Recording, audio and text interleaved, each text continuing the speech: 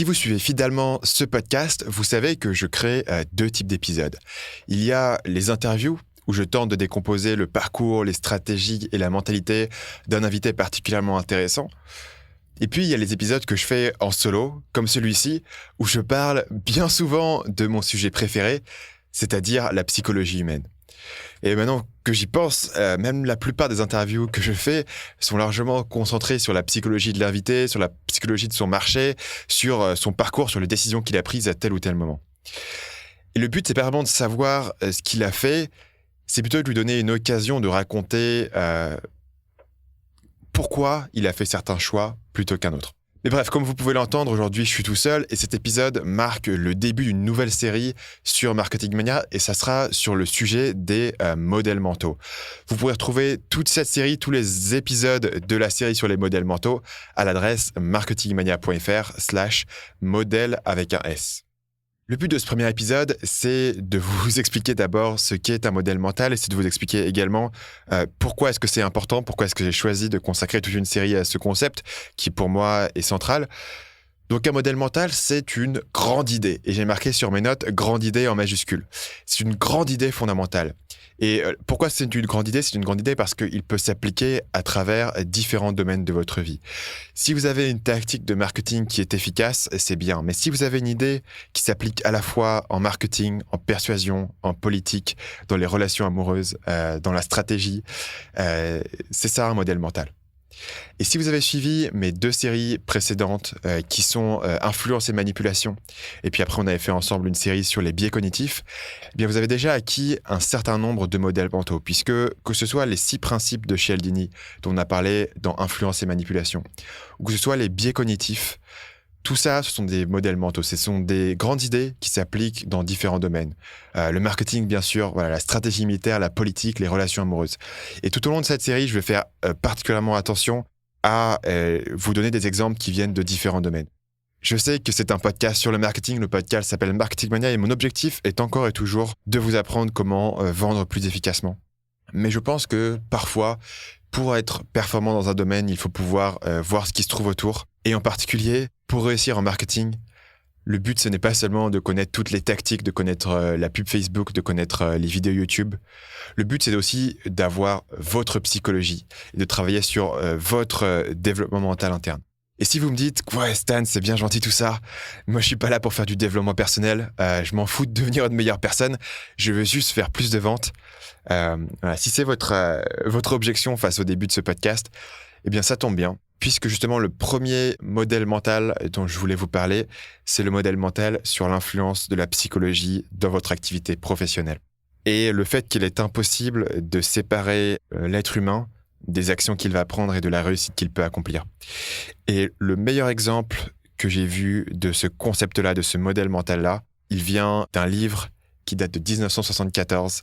L'auteur s'appelle Timothy Gallwey, G-A-2-L-W-E-Y, et le livre s'appelle Inner Game of Tennis, le jeu interne du tennis. C'est un livre qui a inventé le concept de inner game, le concept du jeu intérieur, le concept de quand vous êtes dans un match de tennis, eh bien vous avez le jeu qui se joue sur le court entre les deux opposants. Mais vous avez également un jeu qui se joue à l'intérieur de la tête de chaque personne. Et ce concept de inner game a reçu un grand succès. La première fois que j'en ai entendu parler, c'était pas vis-à-vis de ce bouquin-là, qui était assez obscur, que j'ai découvert juste plus tard. Les gens qui parlent tout le temps de inner game, c'est les gens dans le milieu de la séduction. Et ceux d'entre vous qui sont un peu familiers avec mon parcours savent que c'est un milieu avec lequel j'ai beaucoup de liens. Donc, qu'est-ce que raconte le livre Inner Game of Tennis ? Le concept fondamental du livre, c'est que la différence entre un tennisman qui gagne et un tennisman qui perd, bien souvent, c'est la psychologie interne.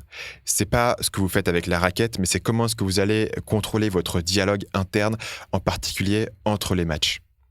Ou plutôt entre les points, puisque le tennis a une terminologie très particulière que je vais un petit peu massacrer, malheureusement, dans cet épisode. Voici une citation du livre que j'ai traduit par mes soins et qui vous donne assez bien l'idée de base.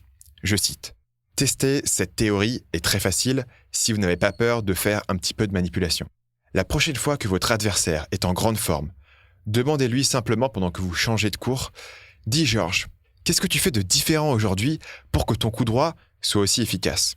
s'il mord à l'hameçon, et 95% des joueurs le feront, et s'il commence à réfléchir à la façon dont il frappe la balle, il vous expliquera comment il frappe la balle loin devant, en gardant son poignet ferme et en allant jusqu'au bout du mouvement. S'il fait ça, alors sa grande forme va prendre fin, parce qu'il va perdre son timing et sa fluidité, car il essaiera de reproduire ce qu'il vient de vous expliquer. Ici, dans cet extrait, bien sûr on ferme la citation à ce moment-là, ici, dans cet extrait, on a différentes mécanismes psychologiques qui sont en jeu.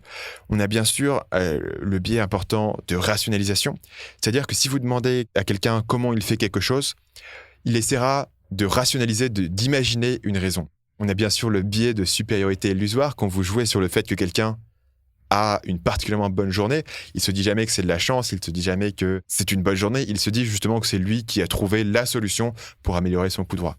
Et on mélange ça avec un autre modèle mental qui est celui des actions inconscientes. L'idée que parfois, vous pouvez avoir des compétences que vous n'êtes pas capable d'exprimer et d'expliquer. Et si vous mixez tout ça, eh bien vous avez cet extrait. Et vous avez l'idée que la façon dont un joueur peut devenir meilleur au tennis et la façon dont un joueur peut gagner des matchs, ce n'est pas seulement en s'entraînant plus d'un point de vue physique, mais c'est en travaillant sur la partie psychologique. Et peut-être que vous êtes encore sceptique de l'importance de la psychologie dans le tennis. Et moi-même, après avoir lu ce livre-là, j'y avais trouvé un point de vue intéressant, mais n'étant pas moi-même pratiquant de tennis, j'avais encore des doutes sur l'importance des différents facteurs, et en particulier l'importance au plus haut niveau. Est-ce que avoir une bonne psychologie suffit à devenir champion ? Et j'ai trouvé la réponse à cette question que je me posais dans un second livre qui s'appelle Open. Open, c'est l'autobiographie de André Agassi, qui raconte son parcours en tant que tennisman, son enfance, son succès, la partie où c'est devenu un peu plus difficile pour lui, où il a commencé à perdre les matchs les uns après les autres, et puis le moment où il fait un comeback et où il a réussi à revenir pour son grand slam. Donc on a l'histoire d'une carrière, l'histoire d'un tennisman qui fait toujours face à ses démons, et on a cette citation que j'aime beaucoup, où vous avez André Agassi qui s'apprête à jouer un match important, il est à la finale, il me semble, de Wimbledon. Et il va prendre sa douche juste avant l'échauffement.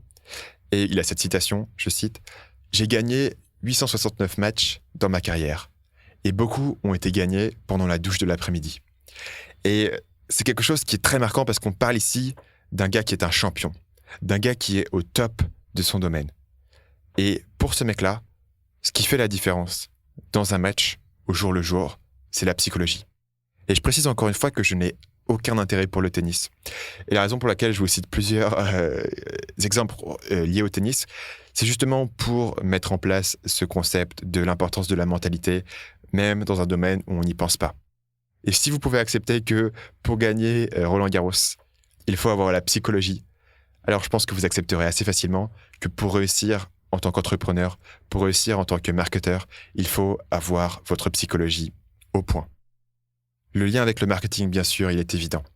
Il ne suffit pas de connaître les techniques et les trucs et astuces pour réussir. Il faut aussi que vous puissiez appliquer tout ça de façon efficace, de façon intelligente et de façon flexible. Et c'est là que les modèles mentaux interviennent. Les modèles mentaux ont pour objectif de vous donner une meilleure compréhension du monde, de votre client et de votre stratégie. Les modèles mentaux, c'est une boîte à outils intellectuels, de différents modèles que vous pouvez sortir, utiliser, jouer avec dans différentes situations. Et la différence entre un marketeur qui va générer 10 000 euros par an ou 100 000 euros par an, ou la différence entre quelqu'un qui va faire 100 000 euros par an et 1 million par an, ce n'est pas que ces deux mecs connaissent 10 fois plus ou 100 fois plus que l'autre. Ce n'est pas qu'il a lu 10 fois plus d'articles de blog, qu'il a écouté 10 fois plus de podcasts, qu'il a 10 fois plus de techniques de pub ou de vidéos YouTube ou d'écriture d'articles de blog ou de e-commerce. La différence entre quelqu'un qui peut avoir des résultats x1 ou x10, c'est que son système mental est plus affûté. Il est mieux capable d'analyser une situation. Il est mieux capable de décomposer la situation. Il est mieux capable de comprendre comment les différentes techniques s'appliquent. Il est mieux capable de comprendre comment attribuer ses priorités. La métaphore que je vais utiliser pour vous décrire l'importance d'avoir une tapisserie de modèles mentaux, je reviendrai sur le terme de tapisserie plus tard, mais la raison pour laquelle il faut avoir une tapisserie de modèles mentaux, je vais utiliser une métaphore qui vient de Tim Ferriss. Tim Ferriss parle du stoïcisme. On en reparlera plus tard d'ailleurs dans cette série. il explique que le stoïcisme, c'est un système d'exploitation pour votre cerveau, au sens que vous avez un ordinateur, c'est le hardware, ça serait votre corps, et vous avez un système d'exploitation qui vous permet de derrière faire tourner des logiciels.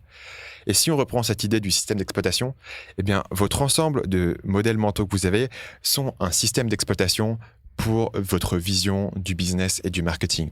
Et par-dessus, bien sûr, quand vous avez un Windows ou quand vous avez un macOS, vous avez besoin d'avoir des logiciels. Et les logiciels, c'est toutes vos techniques marketing, qui restent importantes, bien sûr. Les logiciels sont importants pour avoir des applications. Mais ça ne sert à rien d'avoir les meilleurs logiciels, ça ne sert à rien d'avoir les techniques marketing de pointe, si derrière, vous n'avez pas une vision globale, si vous n'avez pas des modèles mentaux qui vous permettent de savoir où et comment appliquer vos différentes techniques. Si vous avez un système d'exploitation qui date de 2002, vous allez avoir du mal à faire tourner la dernière version de Photoshop. Et avant de continuer cet épisode, je voudrais rendre à César ce qui est à César. En d'autres termes, je voudrais rendre très clair pour le moment avec vous que le concept de modèle mental ne m'appartient pas. Ce n'est pas moi qui l'ai inventé aujourd'hui. Ce que j'essaye de faire, c'est juste vous l'apporter. Et de la même façon où c'est pas moi qui ai inventé les 6 principes de Cialdini ou les biais cognitifs, le but de ce podcast, c'est de comprendre comment le concept de modèles mentaux et comment des modèles mentaux particuliers peuvent vous aider dans une situation où vous faites du marketing sur le web. Et donc, le concept de modèle mental, il vient, à ma connaissance, de Charlie Munger. Quelqu'un que j'ai déjà cité à de nombreuses reprises sur ce podcast. Charlie Munger, c'est l'associé d'un monsieur qui s'appelle Warren Buffett et qui sont les 2 personnages qui sont derrière le succès de Berkshire Hathaway, qui est un fonds d'investissement à très, très grand succès. Ils ont tous les 2 construit une vaste fortune. Ils sont tous les 2 milliardaires. Ils ont construit cette société à Berkshire qui est aujourd'hui capitalisée à 360 milliards de dollars. Et ils ont construit cette société sur leur capacité à penser de façon correcte, à pouvoir avoir une vision du monde qui est plus exacte et plus efficace que d'autres investisseurs. Et il faut penser ici que les autres investisseurs qui font face à votre Charlie Munger et votre Warren Buffett, eh bien, c'est pas des poules. Je sais pas trop ce que c'est cette expression. C'est pas des poules, c'est pas des poulets, c'est pas des nulasses. C'est des gars qui sont hautement éduqués, hautement qualifiés. Et le duo de Munger et de Buffett, ils ont construit leur carrière sur le fait de pouvoir penser plus efficacement que ces investisseurs hautement payés, hautement éduqués, hautement qualifiés. Et beaucoup de ces investisseurs, d'ailleurs, ont des stratégies très complexes. Mais Berkshire, au contraire, a une stratégie simple qui s'appelle le value investing, qui vient d'un monsieur qui s'appelle Paul Graham, qui vient d'un monsieur qui s'appelle Benjamin Graham. Paul Graham, c'est autre chose. Et pour faire très simple, le concept de value investing consiste à trouver des actions qui sont cotées en bourse, donc qui sont sous-évaluées par le marché. Et comment est-ce qu'ils vont trouver ces actions sous-évaluées par le marché, encore une fois par ces investisseurs hautement éduqués? Eh bien, ils ont un ensemble de modèles mentaux. Ils ont une vision du monde qui est plus précise, plus efficace et plus flexible pour voir les différents angles d'un problème.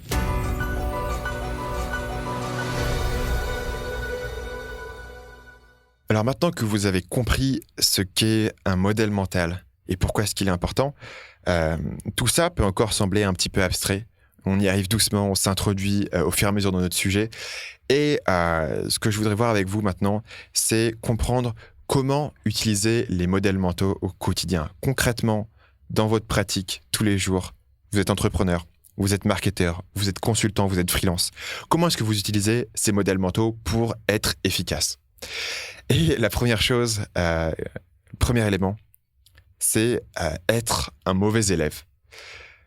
Le problème aujourd'hui du système éducatif, il y a beaucoup de problèmes, mais celui qui m'intéresse maintenant, c'est le fait que quand vous êtes dans un système éducatif, tout est noir et blanc. Vous avez la bonne réponse ou vous avez la mauvaise réponse. Et donc, le système éducatif vous entraîne à apprendre des informations par cœur et à les régurgiter. L'avantage de ce système-là, c'est que ça permet d'avoir quelque chose de très standard pour pouvoir noter les gens. C'est un système avec des grilles d'évaluation qui peuvent être portatives sur un système à grande échelle, à l'échelle, en l'occurrence, d'un pays entier comme la France. Le problème, le désavantage, c'est que ça va introduire une rigidité de pensée. C'est que on ne vous encourage pas à voir les différents angles du problème. Au contraire, il y a une bonne réponse à trouver. Et un exemple récent, et je vais connecter ça au marketing qui me vient à l'esprit, c'est la question du numéro 7 dans les prix du milieu du web marketing. Donc pour ceux d'entre vous qui ne sont pas particulièrement familiers avec le milieu du web marketing, beaucoup de gens dans ce milieu-là vont finir leur prix par le chiffre 7. Donc vous avez un e-book à 7 euros, à 17 euros, à 47 euros, à 97 euros, à 997 euros. Et on a cette pratique qui se perpétue d'avoir le 7 à la fin du prix. Et récemment, quelqu'un est venu vers moi pour me demander d'où vient cette pratique et est-ce que c'est une bonne pratique. Spoiler alerte, je ne connais pas la réponse absolue à ces questions. Et je vous donnerai tout à l'heure mon point de vue sur la question. Mais la première chose qu'on remarque, c'est que le fait même de poser cette question, de se dire quel est le bon chiffre pour terminer votre prix, c'est pour moi une question qui est un peu problématique dans le sens où vous imaginez qu'il y a une bonne et une mauvaise réponse. Vous imaginez qu'il y a une réponse absolue et qu'il faut juste la trouver. Donc c'est quelque chose de très scolaire dans l'approche. Parce que si on creuse un petit peu la question du numéro 7, on découvre que c'est plus ou moins une superstition. C'est-à-dire qu'il y a un gars qui l'a testé il y a 10 ans aux USA sur un marché particulier et il a parlé de son test à droite à gauche et les gens se sont mis à le copier et à reprendre les uns les autres le même concept en mettant un 7 à la fin de leur prix. Sachant que, à ma connaissance, et j'ai quand même pas mal creusé le sujet, il n'y a aucune justification solide basée sur ces données. Pour ce que ça vaut, voilà le modèle mental que moi j'opère sur la question des prix.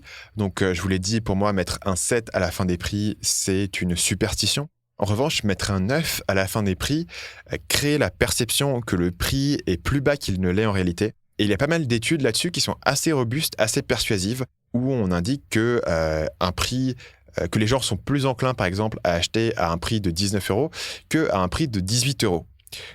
Qui est assez étonnant puisque le prix est un peu plus cher, mais que le chiffre 9 est assez attirant de ce point de vue-là et qu'il donne une perception d'un prix qui est moins cher qu'il ne l'est en réalité. Et ces études-là sont assez robustes. Le problème, c'est que évidemment, elles viennent de la grande distribution, elles ne viennent pas du milieu du web marketing. Et encore une fois, si vous faites un test, le principe du test, c'est de tester ce qui fonctionne pour vous. Le fait que quelqu'un d'autre ait fait le test, ça ne vous dispense pas de réfléchir par vous-même. Donc, il faut prendre ce chiffre-là avec un grain de sel. Et le troisième élément, donc on a parlé du 7, on a parlé du 9. Moi, j'utilise souvent des prix ronds. Et la raison, c'est parce que, à mon avis, choisir un prix rond crée l'impression d'un produit qui est premium. Donc, si vous mettez un 9, vous essayez de donner l'impression que votre prix est plus bas.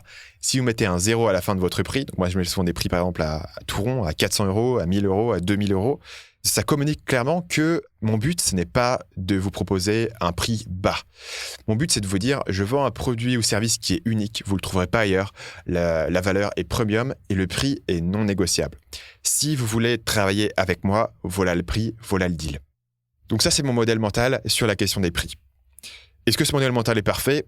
Non, sans doute pas. Le modèle mental, il est ce qu'il est aujourd'hui. Il me permet de prendre des décisions, de réfléchir à la question des prix. Il est basé sur mes recherches.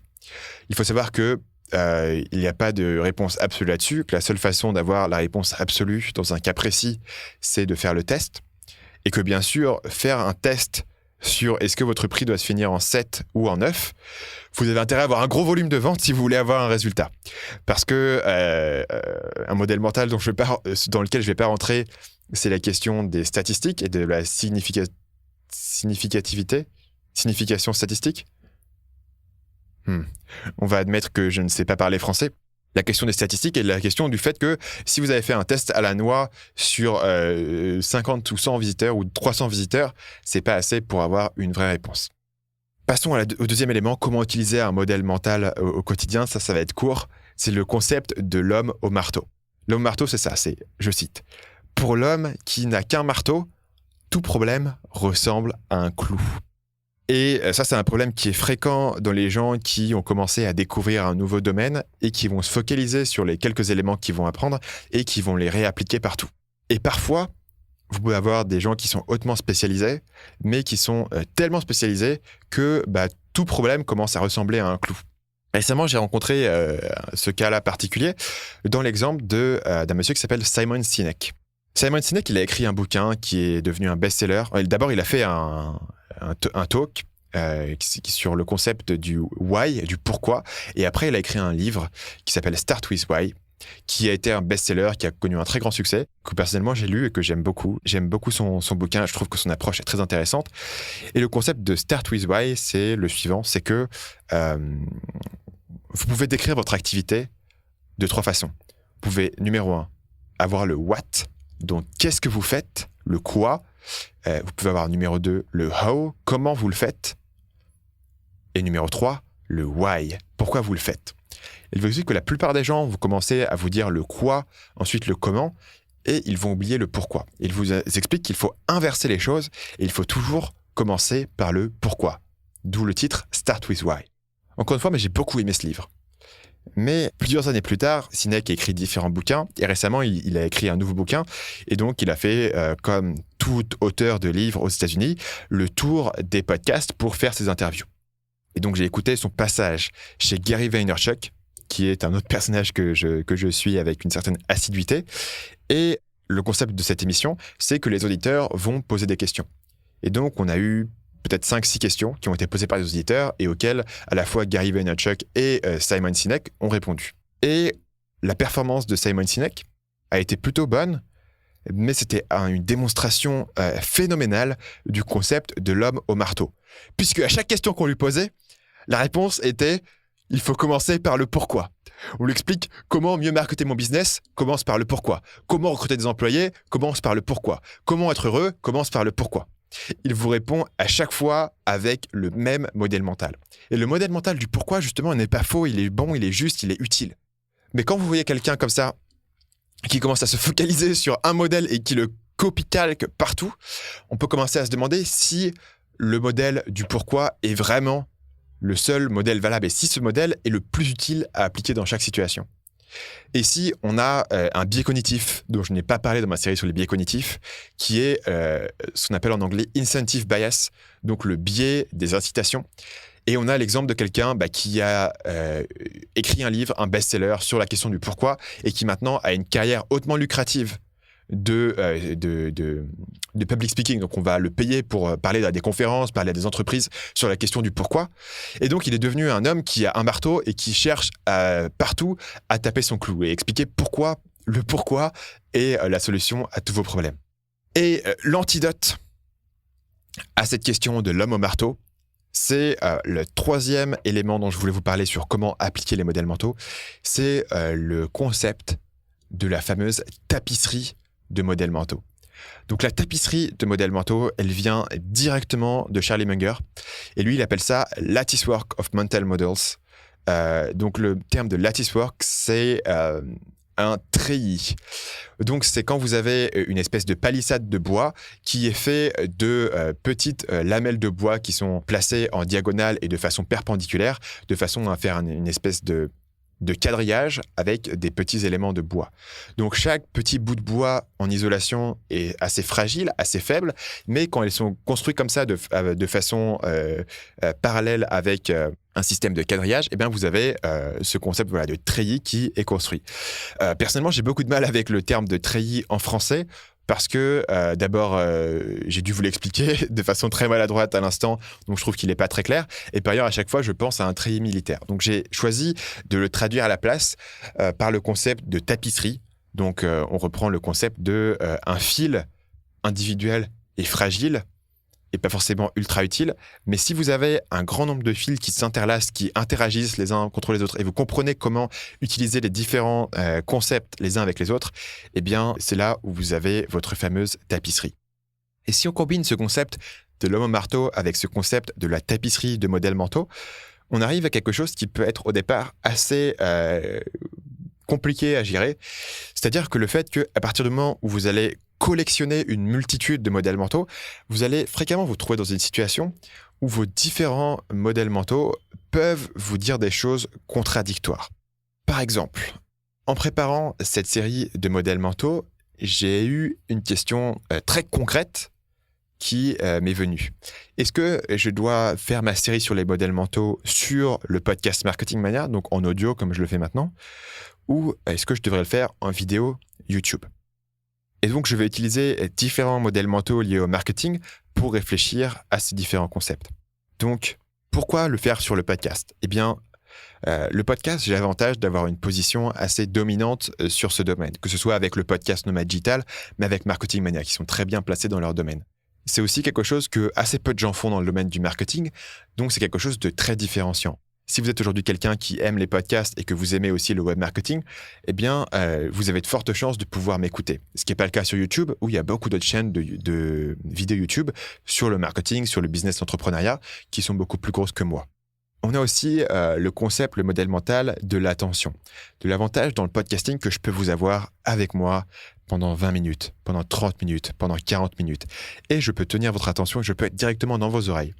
Et ce concept-là d'attention me permet de construire avec vous une confiance qui peut être supérieure. Évidemment, l'autre modèle mental que je peux utiliser, c'est le concept de potentiel de croissance. Le podcast, de mon point de vue, ne me permet pas d'atteindre beaucoup de nouvelles personnes puisque je suis déjà très bien classé dans les rankings. Au contraire, sur YouTube, ma chaîne est toute petite. Elle a, au moment où je vous parle, 1234 abonnés. Donc, ça m'a marqué parce que c'est 1, 2, 3, 4. Donc, c'est une chaîne qui est minuscule à l'échelle des chaînes YouTube globalement, y compris à l'échelle des chaînes YouTube marketing françaises. Et donc, si je me concentre sur YouTube, je peux avoir un plus gros potentiel de croissance. L'autre élément, c'est que je produis en ce moment activement une vidéo YouTube par semaine et le concept de The One Thing, donc le modèle mental de une chose, me donnerait l'idée que si je veux progresser plus efficacement dans mon business de façon globale, il faut que je me concentre et qu'il peut avoir du sens dans ce cas-là de concentrer tous mes efforts sur YouTube. Ce que vous voyez ici, c'est que mes différents modèles mentaux, que ce soit le concept de one thing, de domination, de différenciation, d'attention, de confiance, de saturation, de croissance, sont en fait en conflit. Et donc, ça vous donne une pensée qui peut être plus nuancée. Pour les gens qui sont, j'ai pas envie de dire paresseux intellectuellement, pour les gens qui sont inconfortables avec ce type de complexité, c'est des gens qui vont chercher à avoir la réponse simple. Ils vont chercher le gourou, ils vont chercher la version noire et la version blanche. Ils vont chercher le chemin tout écrit. Ils vont chercher le modèle clé en main. Ma réalisation, c'est que concrètement, quand vous êtes dans la pratique, vous n'avez pas de réponse clé en main. Vous avez différents modèles qui peuvent servir dans différents concepts et vous ne pouvez pas sous-traiter la réflexion de savoir quel modèle utiliser à quel moment. Et c'est là que le concept de tapisserie intervient. Et pour aller plus loin sur ce concept de tapisserie, j'ai mon 4e point qui est le concept de la pensée multidisciplinaire. C'est-à-dire que dans cet épisode, eh bien, je vous ai parlé d'un livre sur le tennis. Je vous ai ensuite parlé de l'autobiographie d'un tennisman. Je vous ai parlé de concepts qui viennent de l'économie comportementale. Je vous ai parlé de concepts qui viennent du monde de l'investissement. Je vous ai parlé d'une stratégie sur comment fixer ses prix. Et je vous ai parlé de 2 milliardaires qui ont plus de 90 ans. Et pourtant, je réitère encore que le podcast Marketing Mania reste concentré sur l'objectif de vous rendre plus efficace en termes de marketing, de vous aider à vendre plus efficacement. Mais mon idée, ou en tout cas l'idée que je voudrais défendre avec vous aujourd'hui, c'est que la meilleure façon de devenir bon en marketing, ou de devenir très bon en marketing, ou de progresser au-delà d'un niveau moyen, c'est pas juste de lire les mêmes sites que tous vos concurrents, de pas lire les mêmes blogs, les mêmes articles, les mêmes livres que tout le monde lit. C'est d'aller au-delà, c'est de comprendre comment les idées s'appliquent dans différents domaines. C'est comprendre comment une tactique qui s'applique dans la vie d'un tennisman s'applique aussi dans votre carrière. Et si vous pouvez aller au-delà, vous allez pouvoir avoir une pensée qui est plus originale, vous allez pouvoir avoir des actions marketing qui vont être différentes de ce qui se fait autour de vous. Et évidemment, le concept de l'offre et la demande vous dit que si vous pouvez avoir quelque chose qui est à la fois efficace, mais aussi différent de ce que les gens autour de vous font, eh bien, vous aurez un succès qui est largement supérieur en termes de business, en termes de marketing. Et pour finir sur ce podcast, le 5e et dernier élément de l'application des modèles mentaux dans votre vie au quotidien, c'est le concept de revenir aux fondamentaux. Et ici, je vais citer un monsieur qui s'appelle John Reed, qui a écrit un bouquin qui s'appelle Succeeding, et voilà la citation de John Reed. Quand vous commencez à étudier un domaine, vous avez l'impression de devoir mémoriser 1 milliard de choses. Ce n'est pas le cas. Vous devez en fait identifier les principes fondamentaux qui gouvernent ce domaine. En général, il y en a 3 à 12.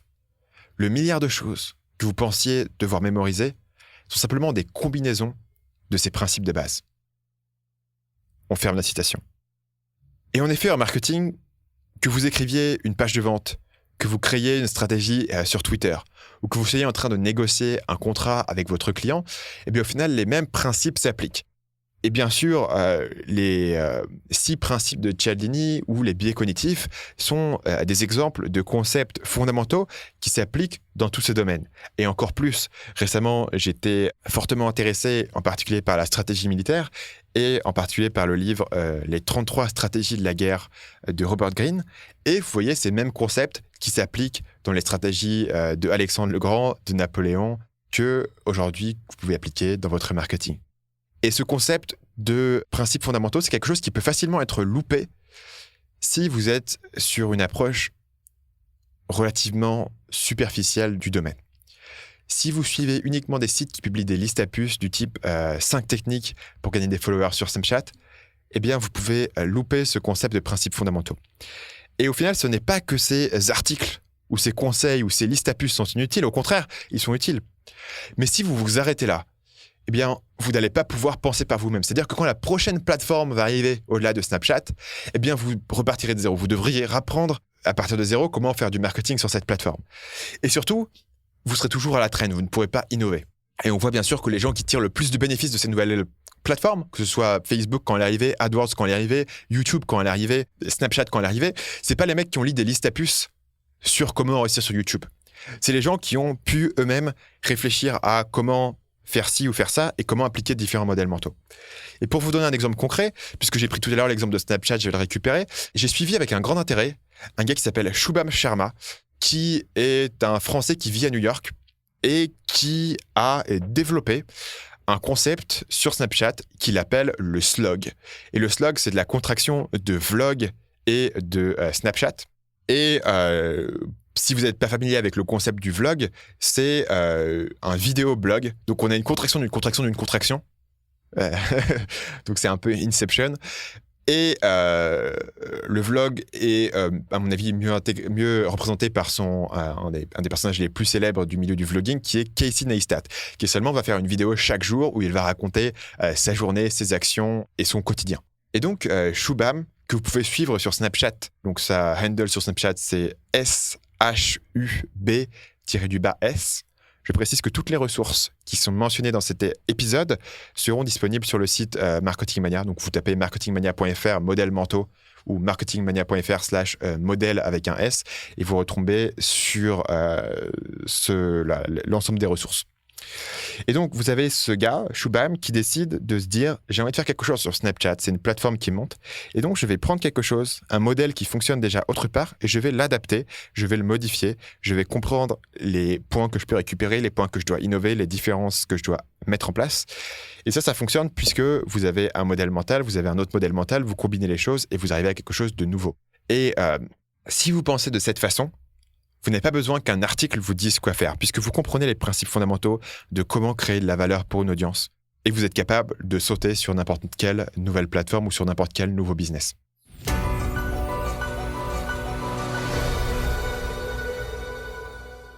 Et on arrive sur la fin de cet épisode sur les modèles mentaux. Cet épisode, vous l'aurez compris, commence une nouvelle série sur le podcast Marketing Mania. Cette série porte sur le thème des modèles mentaux. Dans cet épisode, je vous ai présenté l'idée fondamentale, qui est elle-même un modèle mental, de la tapisserie de modèles mentaux. C'est l'idée que la meilleure façon de prendre les bonnes décisions, ça va être d'accumuler des grandes idées. Des grandes idées qui fonctionnent dans différents domaines, et de savoir comment les appliquer de façon flexible dans différents contextes.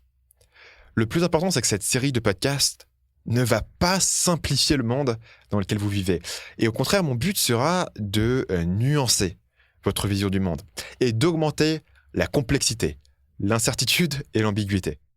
Et je sais que bien souvent, vous n'allez pas suivre du contenu web pour que le monde devienne plus complexe. Mais à mon sens, accepter une plus grande dose d'incertitude dans votre vie, c'est le prix à payer pour être plus efficace. Et si tout cela vous fait un peu peur, je vais conclure cet épisode avec une dernière citation de Charlie Munger. Je cite. « Vous vous êtes peut-être dit « Mon Dieu, tout ça a l'air beaucoup trop difficile. » Mais heureusement, ce n'est pas si difficile que ça. Car 80 ou 90 modèles importants vont porter 90% du poids pour vous aider à prendre des décisions plus sages dans le monde. Et parmi ces modèles, une petite poignée porte vraiment beaucoup de poids. On ferme la citation. Parmi ces quelques modèles mentaux qui sont les plus importants selon Charlie Munger, il y a bien sûr les 6 principes de Cialdini et les biais cognitifs, dont on a déjà parlé ensemble. Et d'ailleurs, j'avais cité Munger directement dans la série sur les biais cognitifs. Cette série qu'on commence aujourd'hui va explorer 6 nouveaux modèles mentaux et dont le point commun est qu'ils portent sur votre psychologie, puisque avant, on a exploré la psychologie de votre prospect avant tout. Et c'est donc ici que se termine cet épisode. Si vous avez apprécié cette introduction aux modèles mentaux, n'oubliez pas de vous abonner au podcast Marketing Mania pour ne pas manquer la suite. Donc vous pouvez vous abonner sur iTunes ou sur la plateforme de podcast de votre choix en tapant Marketing Mania. Toutes les instructions pour vous abonner sont sur marketingmania.fr/podcast. Et en particulier, si vous avez un iPhone, eh bien vous pouvez m'écouter sur iTunes. Si vous avez un téléphone Android comme moi, je vous expliquerai sur marketingmania.fr/podcast quelle application j'utilise pour écouter mes podcasts. Puisque je suis un gros auditeur de podcasts, j'utilise l'application Podcast Addict. Et pour la petite anecdote, Podcast Addict suit votre consommation de podcasts. Et je suis à 2 heures de podcast par jour en moyenne. Ça ne compte pas les livres audio que je consomme à côté. Et donc pour finir, si vous appréciez l'approche du marketing que je défends sur Marketing Mania, eh bien j'ai besoin de vous, j'ai besoin d'un petit coup de main. Donc 2 choses. Premièrement, commencez par me laisser une évaluation sur la plateforme de podcast que vous utilisez. Ça aide énormément. C'est tout petit, ça prend 5 minutes, mais ça aide beaucoup. En particulier, si vous utilisez iTunes, une petite évaluation à 5 étoiles sur Marketing Mania serait vraiment fantastique. La deuxième chose, c'est que si vous avez aimé cet épisode, si vous pensez que cet épisode apporte de la valeur, eh bien, n'hésitez pas à le partager avec un ami qui pourrait en bénéficier. L'URL directe pour partager cette série de podcasts, c'est marketingmania.fr/modèle avec un S à la fin. Sur ce, je vous remercie de m'avoir écouté jusqu'au bout. Je sais que c'était un long épisode. Je sais que j'étais tout seul. Faites-moi un petit coucou sur Twitter ou par mail à l'adresse stan@marketingmania.fr pour me dire si ce type d'épisode vous plaît. Dans tous les cas, je terminerai la série. Et je vous dis à la semaine prochaine pour l'épisode 2 sur la série des modèles mentaux qui portera le titre de « Comment avoir tort ». À la semaine prochaine.